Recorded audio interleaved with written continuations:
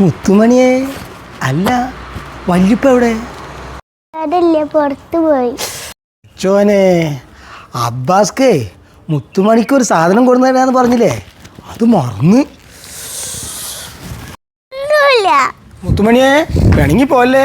അബ്ബാസ്ക്ക എൻ്റെ കുട്ടീനെ മറക്കൂല. കടലമിഠായില്ലേ കുട്ടിക്ക് ഏറ്റവും ഇഷ്ടപ്പെട്ട പലഹാരം, കടലമിഠായി.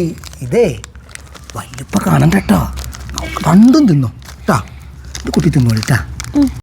ഞായറാഴ്ച എൻ്റെ ബർത്ത്ഡേ ആണ്. അതെ, അബ്ബാസ്ക താത്താനും കൂട്ടി വരണം. അയ്യോ ഞാൻ എന്തിനാ മോളെ വരണേ? ബർത്ത്ഡേക്ക് വരെ എനിക്ക് മുട്ടായും വേണ്ട.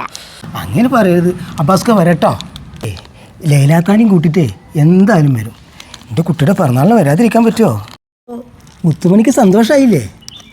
അബ്ബാസ്ക വരണ്ടട്ടാ, ലൈലാക്കാനെയും കൂട്ടി വരാട്ടോ. ആ അടിപൊളിയായിട്ടുണ്ട്, ഇത് മതി, ഈ ഡ്രസ്സ് തന്നെ മതി. എനിക്കൊന്ന് എവിടേക്കെങ്കിലും പോകുമ്പോൾ ഒന്ന് മാറ്റിയിടാനും കൂടെ ഇല്ല. ഇതിപ്പോൾ ആ ഷാനാത്ത തന്ന ഡ്രസ്സ് തന്നെ, ഇതിട്ടിട്ട് തന്നെ പോണിപ്പോൾ. എന്താ ചെയ്യുക, അത് കുഴപ്പമൊന്നുമില്ല, ഓർക്ക് അറിയൊന്നുമില്ല. നമുക്ക് പോവാ. അല്ല ഇപ്പം നമ്മൾ പോണ എന്താ വെച്ചാൽ വലിയ വലിയ ആൾക്കാർ വരുന്ന പരിപാടിയല്ലേ, നിങ്ങളതിന് കബീറൊക്കെ വിളിക്കുകയറ്റം ചെയ്തിണ്ണ? കബീറാക്ക വിളിച്ചിട്ടൊന്നുമില്ല, പക്ഷേ ആ കുട്ടി എന്നോട് എന്തൊരു ഇഷ്ടമാണെന്നറിയാം. അന്യം കൂട്ടി ചെല്ലാൻ പറഞ്ഞിരിക്കുകയാണ്. എന്നാ പിന്നെ നമ്മളിപ്പോൾ ഏതായാലും പോവുമല്ലേ, അപ്പോൾ ആ കുട്ടിക്ക് എന്തെങ്കിലും ഒരു നല്ലൊരു ഗിഫ്റ്റ് വാങ്ങണ്ടേ? ഗിഫ്റ്റ് മേടിക്കുക എന്താ ഈ പറഞ്ഞത്? നമ്മൾ ഇനി എത്ര വലിയ സാധനം മേടിച്ചാലും ഓരുടെ മുമ്പിൽ അത് ചെറുതാവും. പിന്നെ കുട്ടിക്ക് ഇഷ്ടപ്പെട്ടൊരു സാധനമുണ്ട്, ആരും കൊടുക്കാത്തൊരു സാധനം, അത് എൻ്റെ മനസ്സിലുണ്ട്, അത് ഞാൻ കൊടുക്കും. അതെന്താ അപ്പോൾ? അതുണ്ടെന്ന്, അത് എൻ്റെ മനസ്സിലുണ്ട്. ഇജ് വാ, നമുക്ക് പോവാം.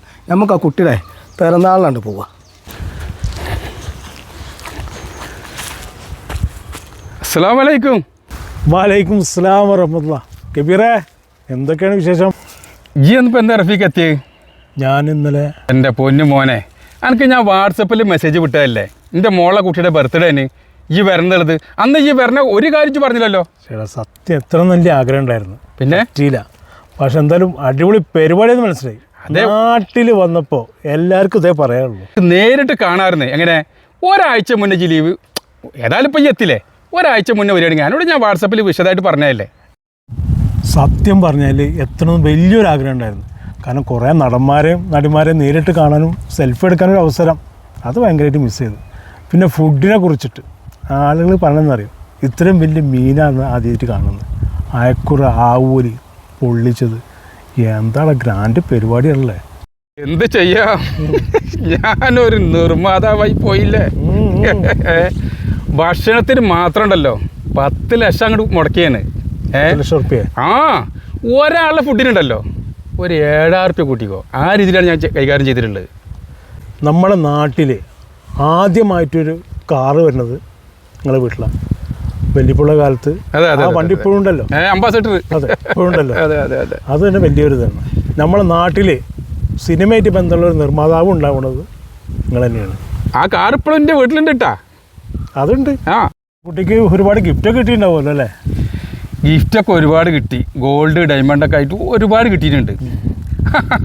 പിന്നെ ഗിഫ്റ്റിൻ്റെ കാര്യം പറഞ്ഞപ്പോൾ ഒരു കാര്യം ഓർമ്മ വന്ന്, അത് പറയാതിരിക്കാൻ പറ്റില്ല. എന്താണ്? അത് വലിയൊരു സംഭവമാണ്. എന്തായിരുന്ന കഥ? അതിലൊരു ഗിഫ്റ്റ് ഉണ്ടല്ലോ, ഞാൻ വളരെ ആകാംക്ഷയോടെ പൊട്ടിച്ചു നോക്കിയാണ് ആ കവറേ. ഞാൻ വിചാരിച്ചു വല്ല ഡയമണ്ടോ കാര്യം എന്തെങ്കിലും ആവുന്നുള്ളത്. പൊളിച്ചു നോക്കിയപ്പോൾ എൻ്റെ പൊന്ന് മോനെ 10 ഉലുവട കടല മുട്ടായി. അതാരാണ് തന്നുകിടുന്നൊക്കെ എനിക്ക് മനസ്സിലായിക്കണ്.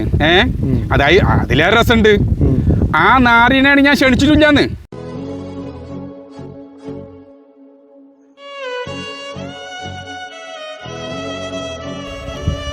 അവൻ്റെ ഭാര്യ വന്നിട്ടേ ഒരു 15,000 റുപ്യയുടെ ഭക്ഷണം കഴിച്ചിട്ട് നക്കിച്ചാണ്ട് പോയി അവര്.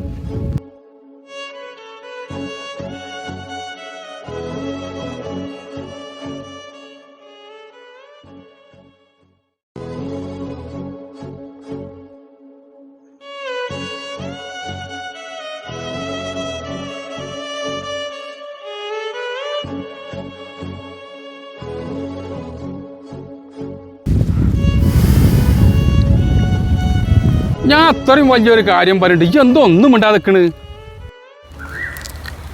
കബീറെ, ഇതുവരെ ഈ പറഞ്ഞതൊക്കെ ഞാൻ കിട്ടും. പക്ഷേ ഈ ഒരു കാര്യത്തിനോട് എനിക്ക് യോജിപ്പില്ല കേട്ടോ. ഈ ക്ഷണിച്ചിട്ടില്ല എന്ന് പറഞ്ഞു. പക്ഷെ വന്നവൻ ആരാണോ എന്താണെന്ന് എനിക്കറിയില്ല.